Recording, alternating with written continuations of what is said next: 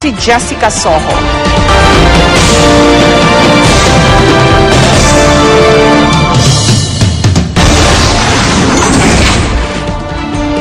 Manny Pacquiao umalma sa pag-freeze ng kanyang bank accounts dahil sa kasong tax evasion laban sa kanya. Ang pera ko po na ginarnish ng BIR ay hindi po nakaw at hindi po ito PDAP o DAP.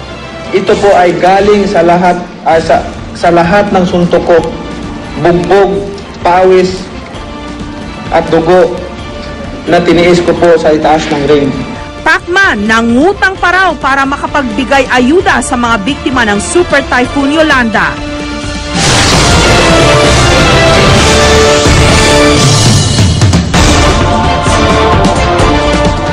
Kahapon lang ipinagbubunyi ng sambayanan ang kanyang panalo at pagdating. Kanina isang dismayadong Pacquiao ang kumwestiyon sa pag-freeze ng Court of Tax Appeals ng kanyang bank accounts dahil sa kasong tax evasion laban sa kanya ng BIR. Ayon sa BIR, umabot sa 2.2 billion pesos ang buwis na hindi raw binayaran ni Pacquiao mula sa kanyang mga panalo sa boxing taong 2008 hanggang 2009. Pero ayon kay Pacquiao, sa Amerika siya nagbayad ng taxes para sa mga yon. Giit ng BIR, wala pang final freeze order sa bank accounts ni Pacquiao, kaya pwede pa raw nitong ma-withdraw ang kanyang pera. Live mula sa General Santos City, may report si Lay Alvis. Lay? Yes, Jessica, katatapos lang ng laban niya sa boxing at ngayon laban naman sa usaping legal ang kinakaharap ni Manny Pacquiao. Pina-freeze umano ng BIR ang lahat ng kanyang bank accounts dahil sa inahabol sa kanyang 2.2 billion pesos na buwis. Nais ko po sanang ipaalam sa ating mga kababayan sa Leyte, Samar, Cebu, Bohol at Kabisayaan na kayo po ang aking naging inspirasyon at nagbigay sa akin ng lakas upang muling magwagi.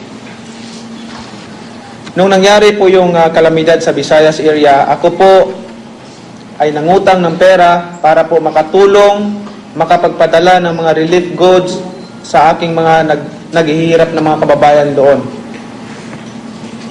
Ito po ay sa kadahilan ng inahabla po ako ng BIR ng 2.2 billion pesos tax case na wala pong basihan. Ayon kay Pacquiao, sinabihan daw sila ng ilan sa kanilang mga bangko na may freeze order na sa kanyang accounts. Hindi raw siya ngayon makapag-withdraw ni isang sentimo para pang sweldo sa kanyang mga empleyado, pantulong sa kanyang mga nasasakupan at pantusto sa kanyang pamilya. Dahil daw ito sa warrant of garnishment na inilabas ng Bureau of Internal Revenue. Ang warrant of garnishment ay inilalabas ng BIR laban sa mga umunoy delinquenteng taxpayer na may kinakaharap na kaso para mapigil daw ang mga ito na makuha, madispose o magamit ang pera sa bangko habang sumasailalim sa paglilitis. Ang pera ko po na ginarnish ng BIR ay hindi po nakaw at hindi po ito PDAP o DAP.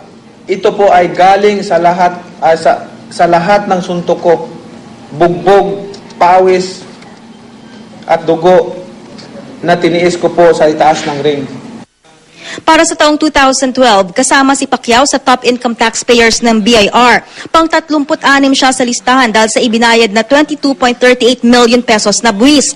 Pero batay sa kasong isinampa ng BIR, 2.2 billion pesos pa ang hinahabol sa kanya, na kulang umano sa binayaran niyang buwis para sa mga taong 2008 at 2009. Also, the BIR claims I earned more than what I actually did without any evidence to back it up. They ignore factual information given by Top Rank and HBO and insisted I have earned more. My lawyers have given them all the information that they want and they still refuse to believe. I really don't know why I am being singled out. Di rin daw tinatanggap ng BIR ang katunayan ng pagbabayad niya ng buwis sa Amerika. Sa Amerika kasi, pag nagbayad ka ng tax, ang IRS magbibigay sa'yo ng kopya. So yung kopyang ibibigay mo rin dito sa Pilipinas. Ang problema doon, yung ibibigay mo rito, ayaw tanggapin dahil gusto nila yung original. Ang IRS hindi man nagbibigay ng original. Kopya naman lang talaga ang binibigay. So, ano magagawa natin? Hindi lang tanggapin, hindi rin kami makakuha ng original.